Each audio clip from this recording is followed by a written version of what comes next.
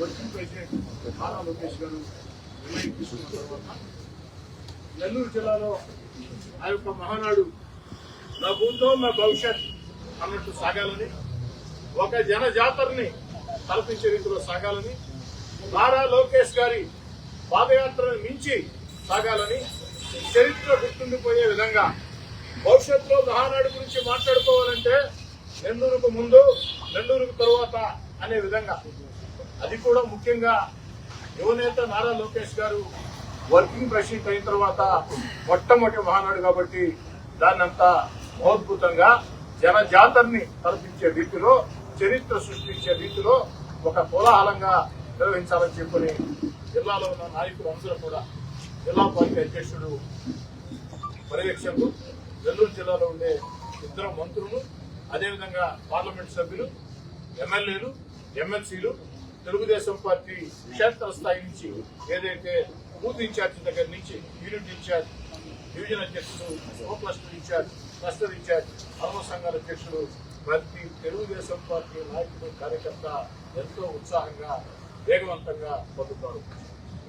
చాలా తక్కువ సమయంలోనే చక్కటి గ్రౌండ్ కోవూరు నియోజకవర్గం ఎక్కువ కిసాన్ సెన్స్ లో తయారైంది. ప్రతిరోజు కూడా తెలుగుదేశం పార్టీ నాయకులు, కార్యకర్తలందరూ కూడా అక్కడికి వెళ్లి ఎక్కడికెక్కడ పర్యవేక్షిస్తూ వచ్చారు. ధర్నా కమిటీ సమావేశం కూడా జరిగింది.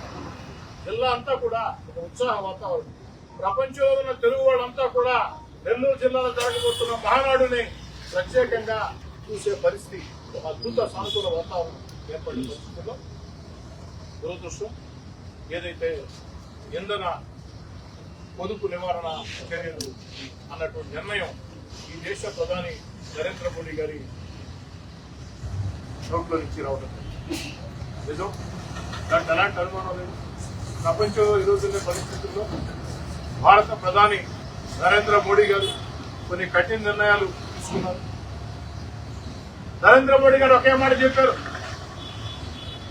ఈ దేశంలో ఉండే కోట్లాది భారతీయులు చిన్న చిన్న శాఖలకి సిద్ధం కావాలా? దయచేసి ప్రపంచంలో ఉండే అనేక దేశాల్లో ఆర్థిక వ్యవస్థలు దారుణంగా దెబ్బతిన్నా ఇంతకాలంగా భారతదేశంలో మనం అందరం కూడా కలిసికట్టుగా ముందుకు సాగుతున్నామంటే, ఆర్థికంగా కాస్త ముందుకు సాగుతున్నామంటే దానికి కారణం మన దేశం అనుసరించే విధానాలు. ఈ పరిస్థితుల్లో మన ఆర్థిక వ్యవస్థ దెబ్బతినకుండా ఉండాలంటే, ప్రపంచంలో శక్తివంతమైన దేశంగా మనం ఉండాలంటే ప్రజలు కూడా పూర్తి త్యాగాలు చేయాలా అన్న ఆలోచనతో పిలుపులు ఉండదు.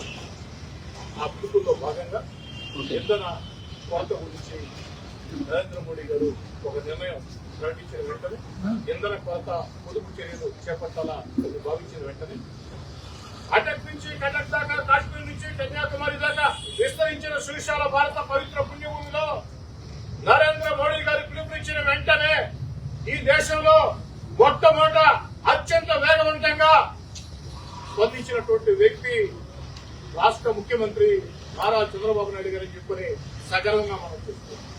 వెంటనే నరేంద్ర మోడీ గారి మాటల్ని, ఆ యొక్క సూచనలు తీసుకుని ఒక భవిష్యత్ గురించి చక్కటి ఆలోచన చేసే వ్యక్తుల్లో చంద్రబాబు గారు.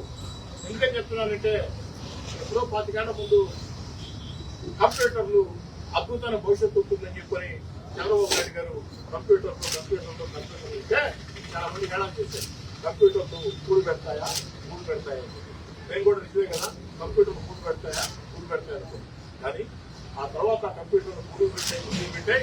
ప్రపంచంలో ఉండే కంప్యూటర్ ఉద్యోగంలో అత్యధికులు తెలుగు వాడంటే దాని అర్థం ఆనాడు అందరికంటే ముందు, ఆనాటి దేశ ప్రధాని కంటే ముందు చంద్రబాబు నాయుడు గారు కంప్యూటర్ రంగంలో చేసినటువంటి కృషి.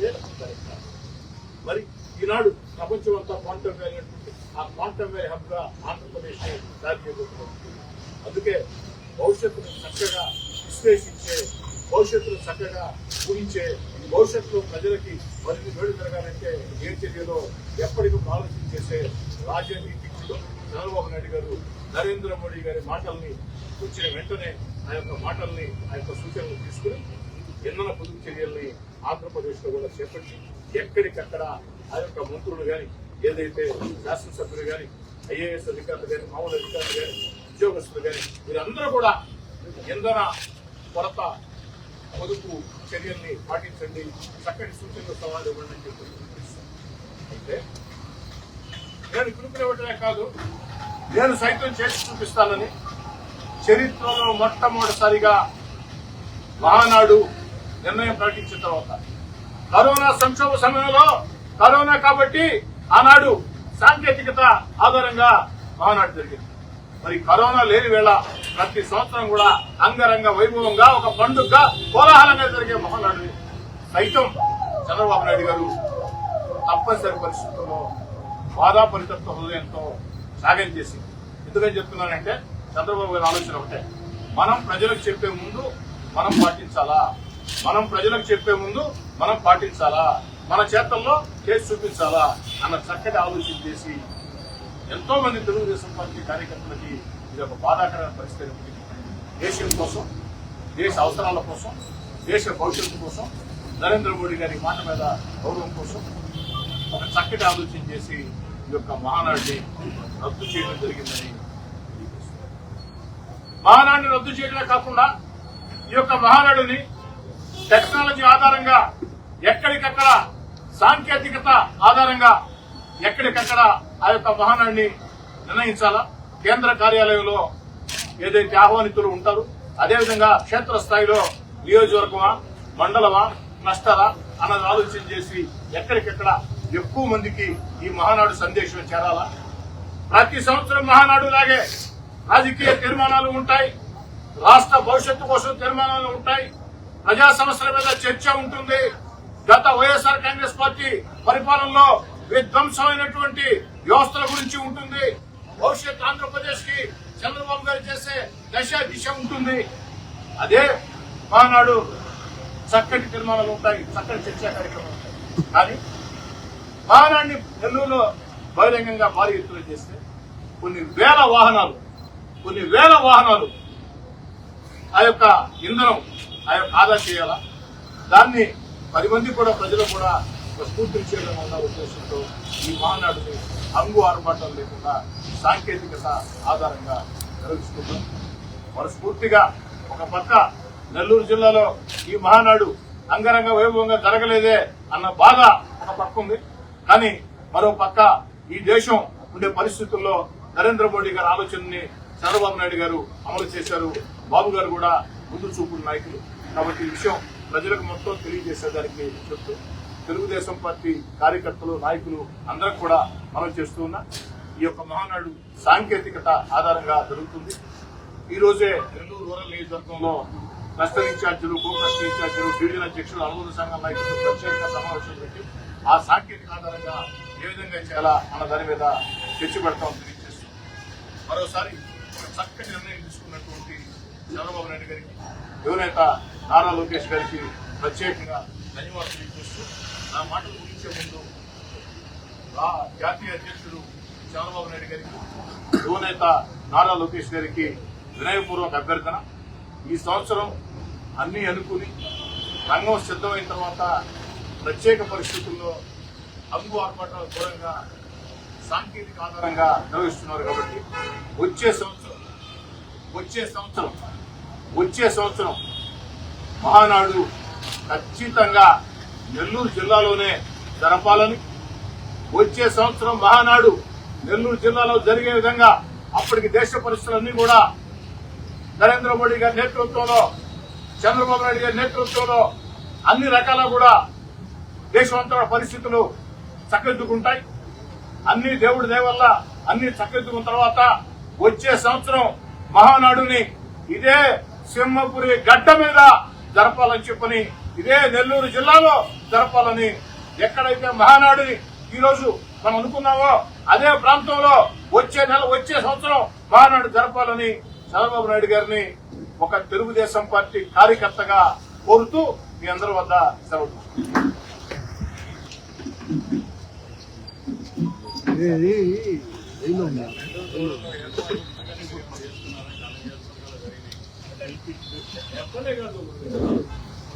జిల్లాలో జరుగుతున్నప్పుడు అంటే రాష్ట్రం అంతా కూడా వచ్చే ప్రతినిధులు వాళ్ళందరూ కూడా కావాలా అని అందరూ రాష్ట్రంలో 175 మంది ఎమ్మెల్యేలు కానీ మొత్తం అందరూ ఏర్పాటు చేసుకోవాలి.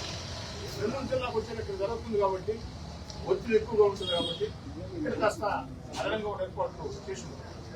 ఏం చేద్దాం, తప్పనిసరి పరిస్థితి. ఈ సందర్భంగా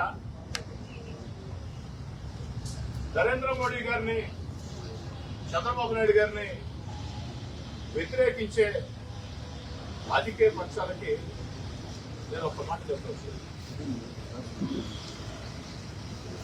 ఇది రాజకీయాలు మాట్లాడే సమయం కాదు, రాజకీయ వాదాలు వివాదాలు ఉండే సమయం కాదు. ప్రపంచం ఉన్న పరిస్థితుల్లో భారత్ ఆర్థిక శక్తిగా ముందుకు సాగాలంటే భవిష్యత్తులో భారతదేశానికి ఎలాంటి ఇబ్బందులు రాకూడదని ముందు చూపుతో, చక్కటి చూపుతో నరేంద్ర మోడీ గారు ఈ యొక్క పొదుపు చర్యల్ని చేపట్టారు. బంగారం దగ్గర నుంచి, ఎన్నో పొదుపు చర్యల దగ్గర నుంచి అనేక చర్యలు చేపట్టారు. ప్రజలందరినీ కూడా భాగస్వాములుగా అమ్ముతున్నారు. ప్రజలందరూ కూడా, మెజార్టీ ప్రజలు నరేంద్ర మోడీ గారి మాటల్ని స్ఫూర్తిగా తీసుకున్నారు. కానీ ఈ దేశంలో ఉండే కొన్ని రాజకీయ పార్టీలు దీన్ని సైతం విమర్శిస్తున్నారు. ప్రభుత్వాలు ప్రజలు ఇబ్బంది పెడితే అంటారు. ఆయా ప్రభుత్వాలు ప్రజలు ఇబ్బంది పెట్టకుండా ప్రత్యేక పరిస్థితుల్లో ఈ దేశం భవిష్యత్ అవసరాల దృష్ట్యా ప్రపంచంలో పరిస్థితుల్లో తీసుకున్న నిర్ణయాలు ప్రజలందరూ సిద్ధంగా ఉన్నారు. ప్రజలు ఒకే మాట చెప్తున్నారు,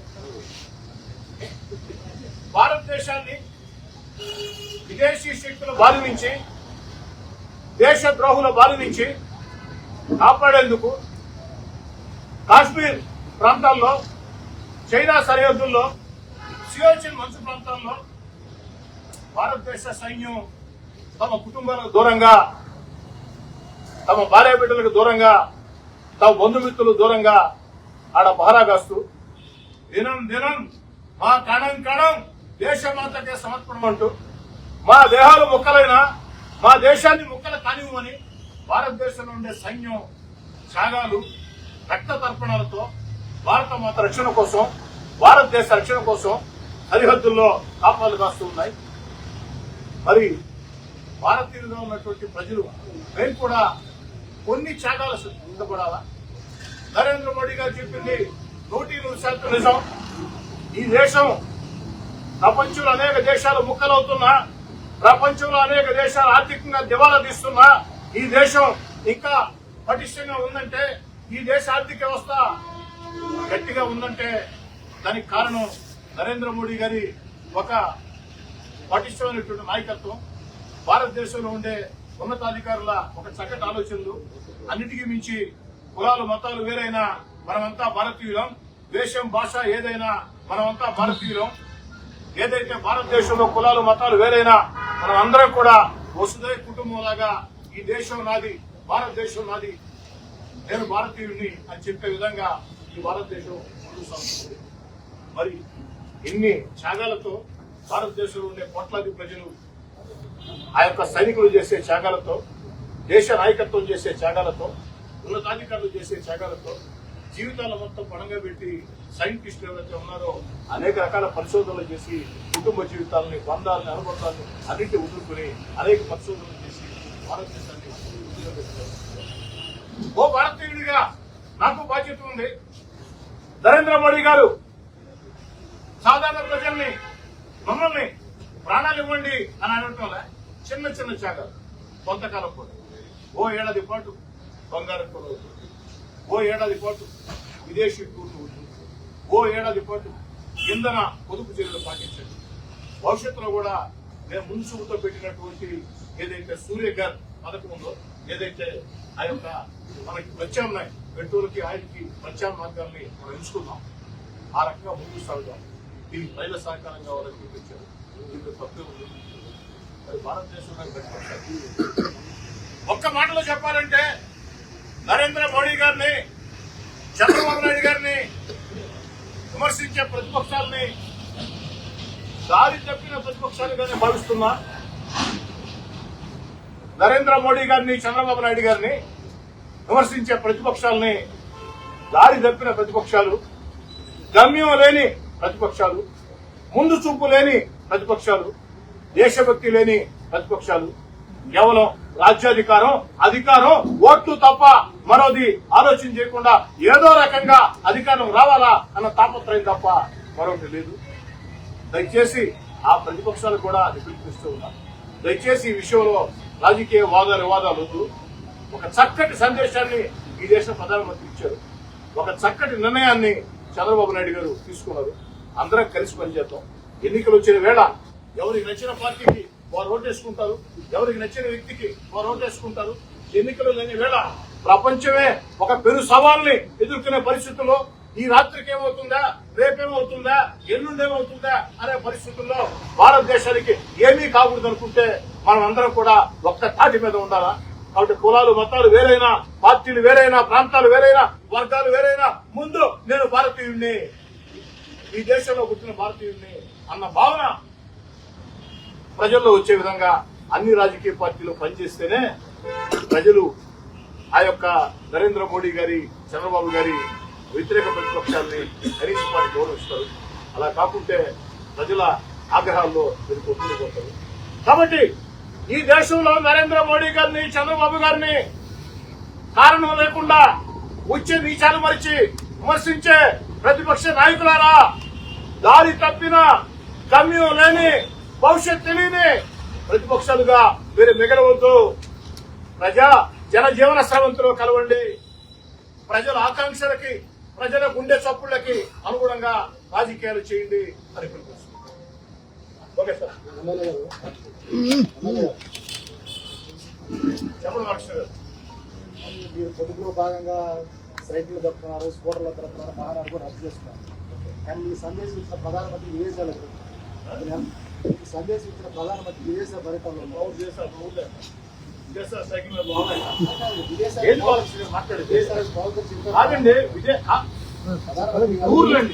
కాదండి, ఒక భారతదేశ ప్రధానమంత్రికి అనేక దేశాలతో అవసరాలు ఉంటాయి, అంతర్జాతీయ సంబంధాలు ఉంటాయి, అంతర్జాతీయ సమస్యలు ఉంటాయి. కాబట్టి ప్రధానమంత్రి చెప్పింది టూర్లు, మోడీ గారు టూర్ అని పోయారా? నరేంద్ర మోడీ గారు విహారయాత్రకు పోయారా? ఏదైనా టూర్కు పోయారా?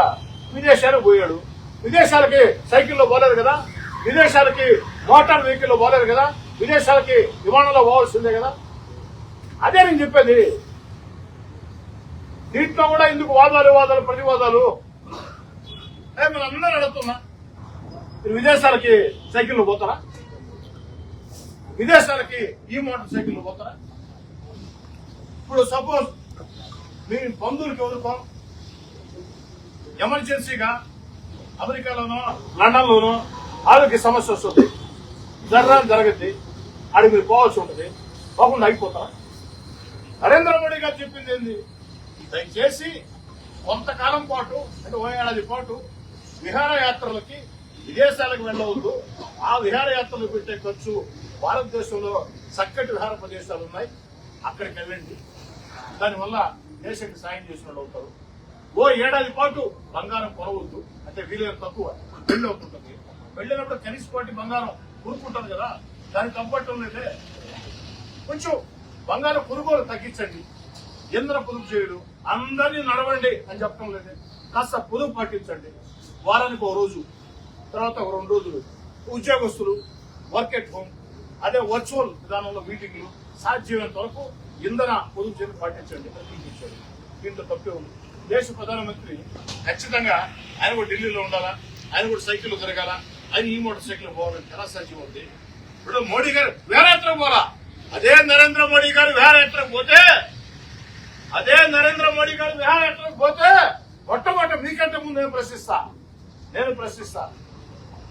నరేంద్ర మోడీ గారు ప్రస్తుతం ఉండే పరిస్థితుల్లో భారతదేశానికి వేరు చేసేదానికి కొన్ని దేశాలతో చర్చలు జరగాలంటే మనలో పోవాల్సి దేనికోసం? విహారయాత్ర కాదు, ఈ దేశం కోసం చేసేది. ఓకే సార్, మోడీ గారు